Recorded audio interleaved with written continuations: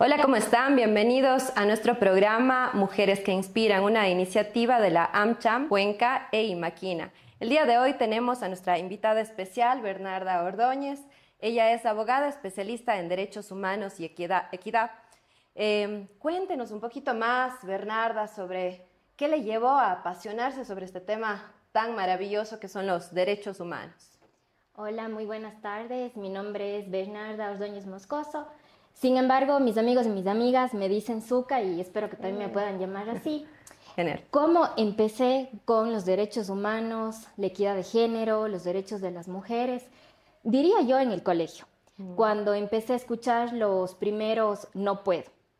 Yo estudié en un colegio católico, tengo una formación jesuita y me acuerdo que una vez pregunté si es que las mujeres podemos llegar a ser el máximo representante de la iglesia y me dijeron que no.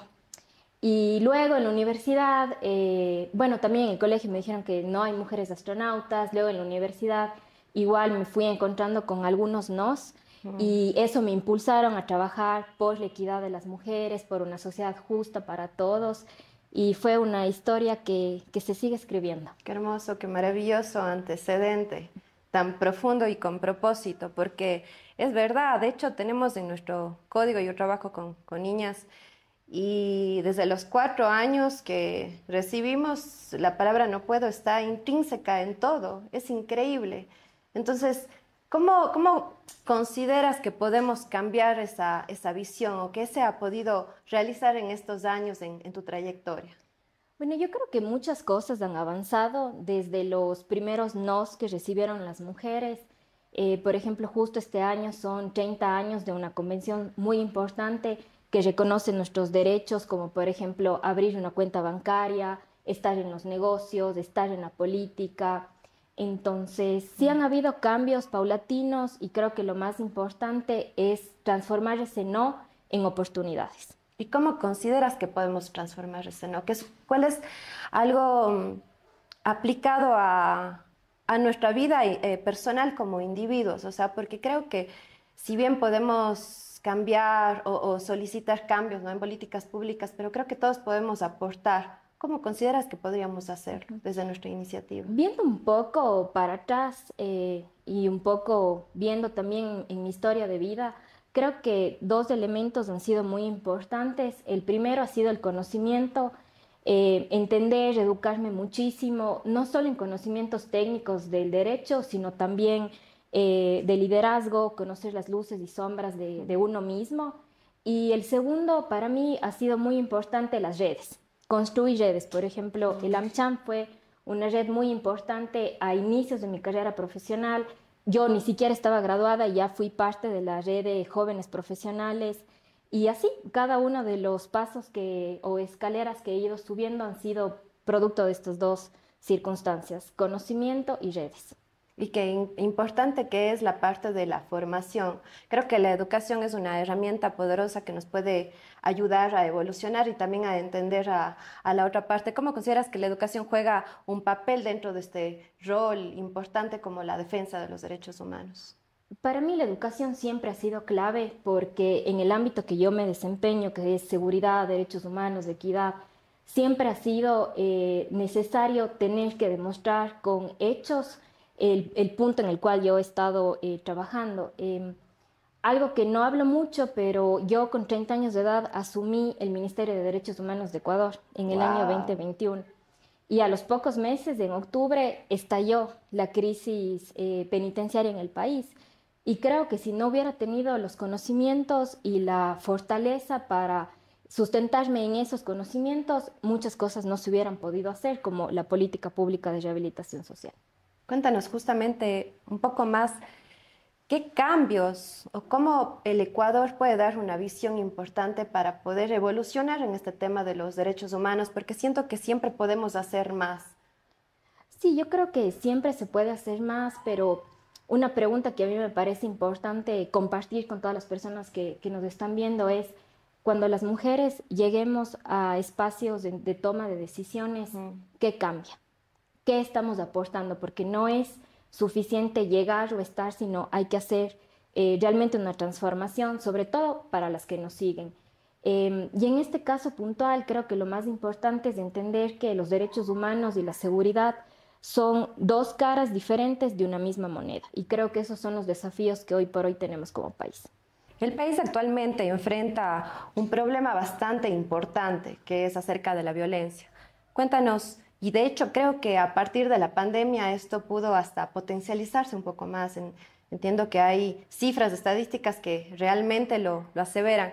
Sin embargo, cuéntanos, ¿cuál es la raíz de todo este problema, de todo este conflicto? ¿Y qué ha venido pasando durante todo este tiempo que podemos resolverlo?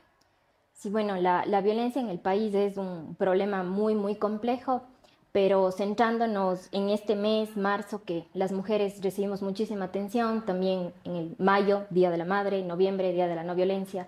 Creo que es importante que todas las personas que nos están viendo comprendan que la raíz del problema de violencia que tenemos en el país es la violencia en los hogares. De hecho, es la primera causa de detenciones a nivel nacional, con 16,86%, superando incluso el tema de drogas con un 14%. Entonces, cuando vemos la radiografía del país, en la pandemia se incrementó muchísimo la violencia, vemos que los hogares están de alguna manera destruidos por esta violencia, que los niños y las niñas son expulsados de sus hogares y son captados por el crimen organizado, y tenemos esta ola de violencia que creo yo que sí se puede contener justamente con políticas públicas enfocadas a una convivencia pacífica, a hogares libres de violencia, a una formación de niños y niñas basadas en los respetos y sobre todo con un fortalecimiento de las redes sociales.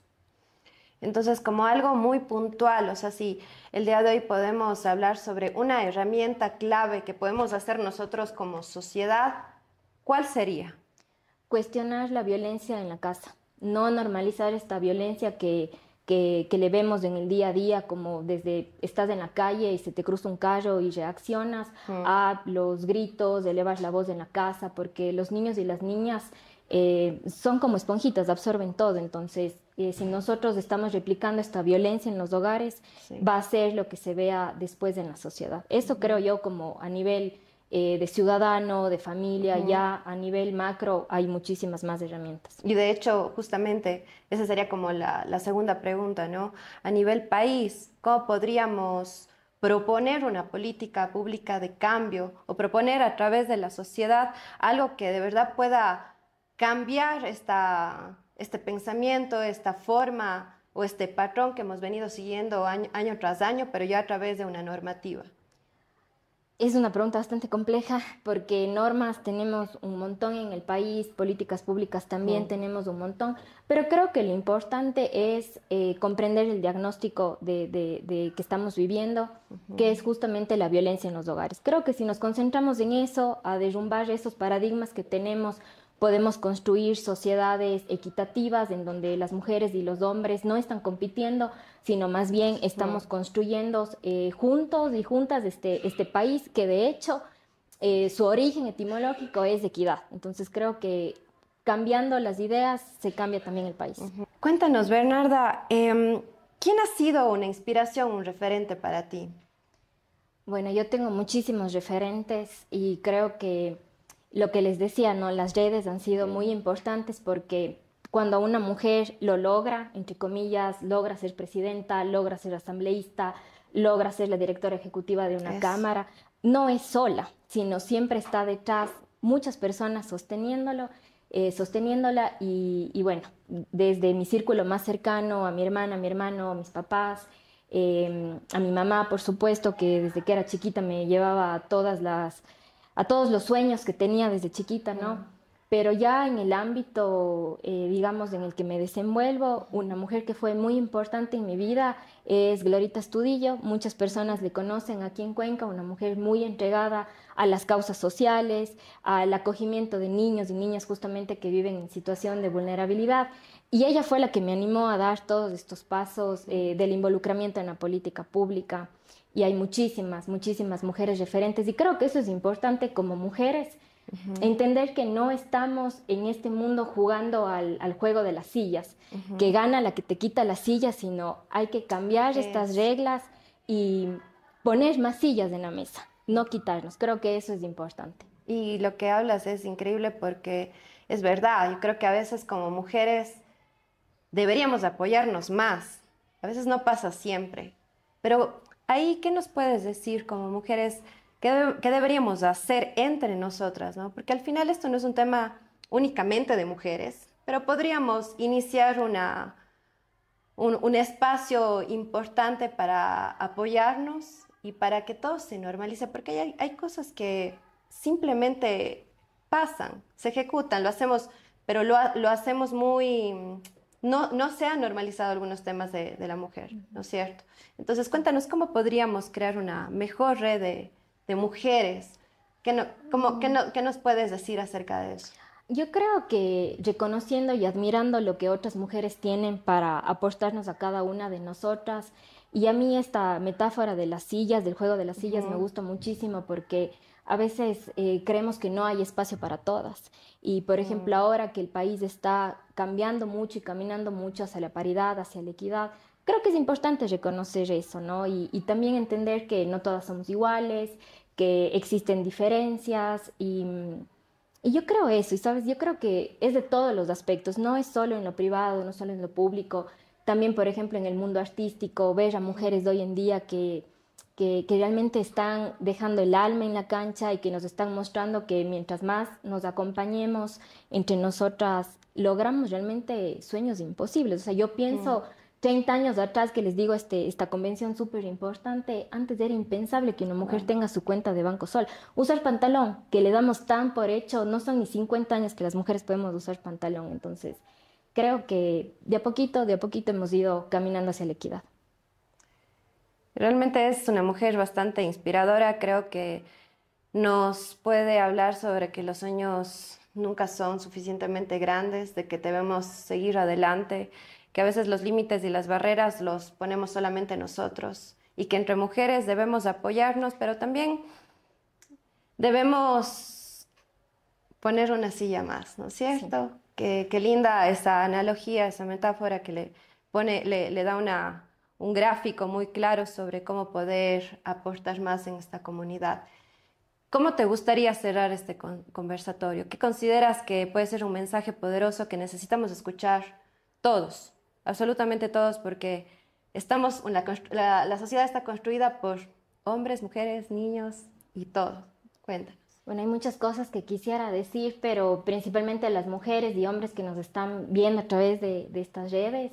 Bueno, recordarles que las mujeres somos el 50% de la población, mi madre de la otra mitad, y, y a las jóvenes recordarles que tienen sus sueños en sus manos y que se necesita trabajar muy duro, pero que tenemos esta vida y muchas oportunidades para seguir cosechando sueños. Bernarda, cuéntanos, ¿y qué herramientas claves nos puedes dar para poder evitar o prevenir esta violencia o promover el tema de la equidad de género? Puntualmente, herramientas claves. Sí, bueno, habíamos hablado de este problema macro que tiene el país de la violencia en los hogares, la violencia intrafamiliar, pero una característica muy importante que tiene la violencia es que escala. Y aquí yo Ujú. quiero que nos imaginemos una flor, la típica margarita que jugábamos me quiere, no me quiere, que le reemplacemos por palabras me humilla, me insulta, no me deja salir, me revisa el teléfono. Entonces toda esta margarita se llena de acciones de control hasta que llega un punto en el que esta margarita se queda sin flores, se queda sin pétalos, perdón, y muere la flor. Entonces así es la violencia escala. Desde mi perspectiva hay muchísimas aristas de las cuales podemos abordar este problema, pero creo que la herramienta más importante que una mujer puede tener es justamente su autonomía económica, su libertad financiera, que va acompañado de la libertad en la toma de decisiones, la libertad física. Pero ¿por qué es importante la libertad financiera o la autonomía económica? Y aquí voy a repetir algo que grandes mujeres que he conocido en mi vida me dijeron.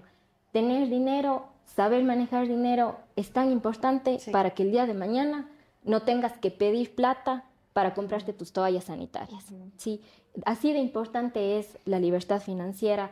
Y yo les decía que no hace mucho las mujeres no podíamos abrirnos nuestra cuenta de ahorros, no podíamos estar en el sistema financiero y creo que por ahí es un importante inicio, ¿no? Ir construyendo esta libertad y esta autonomía económica, porque hoy en día las brechas ya se están cerrando, prácticamente la educación de las mujeres incluso a veces sobrepasa el tema de los hombres. El acceder al empleo es otro desafío, pero concentrémonos en una cosa a la vez y diría yo la libertad financiera. La libertad financiera, qué importante. De hecho, y esto a tema personal, sí, mi mamá me decía de pequeña como tienes que trabajar y tener independencia y puedes lograr lo que tú quieras. Y no sé a qué edad tenía, pero fue algo tan poderoso que hasta el día de hoy yo lo tenía como en mi mente, en mi corazón, siempre, como cada persona puedo tener un, no sé, un esposo, un papá, una mamá y demás, pero siempre uno como individual tiene que dar lo mejor de sí mismo, ¿no es cierto? Sacar como tener esta independencia, no solamente económica, pero también esa fuerza, porque eso es al final lo que puede traducirse el dinero, que es una herramienta. Realmente en tener un espacio donde puedo ser yo misma, donde puedo ser libre, donde puedo decidir. Y por último, ¿qué le podríamos decir a una persona que actualmente está sufriendo violencia de género? Bueno, en primer lugar, abrazarle mucho, solidarizarme por la situación que está viviendo y creo que algo muy importante, más allá de los servicios jurídicos, psicológicos que pueden existir tanto públicos como privados, es que agarren una hoja, un papel y hagan su red de contactos. ¿A quién podrían pedir ayuda si pasa A, B o C circunstancia? Y que evalúen qué caminos tomar. Es muy importante que quienes nos están viendo conozcan que hay una ley que prohíbe y sanciona la violencia física, psicológica, sexual, económica, y que hay todo un sistema que con sus aciertos y desaciertos está para brindar acompañamiento. Pero es muy importante que se coge ese papel y esa hoja y se haga la red de apoyo, porque uno no está libre de que pueda vivir una situación de violencia y lo que no queremos es que cuando pase algún episodio de estos no sepamos qué hacer. Entonces eso es parece sencillo, pero el rato que uno quiere ver en su libreta de contactos, vira y a veces está tu familia, tus amigas más cercanas y creo que es importante construir estas redes. Por algo son redes de soporte. Y la violencia es un círculo, entiendo, ¿no es cierto? La violencia es algo que se repite, algo que tal vez no podemos cortar porque tal vez hay miedo, hay duda, hay inseguridad. Tal vez un mensaje final, motivacional para todas las personas que de pronto quieran tomar una decisión, pero tienen miedo y no se atreven. Sí, es muy complejo, pero mis palabras en ese sentido sería que se imaginen que realmente esta es la única vida que tenemos, la única oportunidad que tenemos y cómo queremos vivir, ¿no es cierto? Entonces, si queremos vivir con este sufrimiento, con esta desolación que causa la violencia, porque la violencia no solo impacta a la persona que está siendo víctima directa de la violencia, sino nos afecta a todos, a absolutamente a todos. Entonces, toma tiempo dar ese paso y acompañar en esta decisión es muy importante. Y aquí decir que piensen como un árbol, que piensen un árbol con raíces profundas y que se agarren de eso, que va a ser su alma y su esencia para dar estos pasos que no son sencillos. Todo el día lo veo en mi práctica jurídica desde hace muchísimos años. Es un paso a la vez, pero ayuda muchísimo creer en nosotras mismas, ¿sí? Para dar estos pasos tan difíciles y abordar una problemática que nos ha acompañado durante muchos años, cientos de años de hecho. Entonces esas han sido como que algunas anécdotas, algunas experiencias también que se han vivido, ¿no? Y el impulso y la gasolina principal ha sido el no puedes hacerlo. Normalmente las personas nos motivamos cuando alguien cree en nosotros, ¿no? Pero qué increíble poder romper esos esquemas, vencer esos límites y atravesar cualquier desafío con el no puedes hacerlo. No, sí puedo. Y aquí tenemos una representante digna de admiración que ha podido cruzar todos esos límites y que efectivamente nos inspira y nos puede trazar un camino para nosotros poder llegar a lo más alto. Muchísimas gracias, Bernarda, gracias a la AmCham Cuenca que ha tenido esta iniciativa maravillosa del mes de marzo, Mujeres que Inspiran, y bienvenida siempre a este espacio. Muchísimas gracias, más bien por esta iniciativa. Cuando Cari me comentó, yo muy feliz de poder aportar en este espacio, porque además aquí empecé a tejer mis primeras redes antes de ser abogada. Aquí aprendí los temas de macroeconomía del país, de los análisis, aprendí hasta de ventas, que me parece algo maravilloso. Wow. Y yo solo quisiera cerrar este espacio diciendo que cuando una mujer lo logra, cuando una mujer llega a ser presidenta, asambleísta, gobernadora, representante de alguna fundación, un directorio, o sea, no es ella la que lo logra, siempre hay muchísimas personas sosteniéndola atrás. Yo me acuerdo que en todas estas locuras que les cuento que he hecho en mi vida, siempre estaba mi mamá llevándome. O sea, no hubiera yo logrado hacer el club de astrofísica si ella no me hubiera llevado todas las tardes a estar aprendiendo de planetas, ¿no? Entonces, solo quería cerrar eso porque a veces también nos ponemos esa capa de Superwoman y la verdad no es así. Lo logramos juntas y ese es mi mensaje final. Muchísimas gracias, Bernarda. De verdad nos inspiraste. Muchas gracias. No, a ustedes, muchísimas gracias.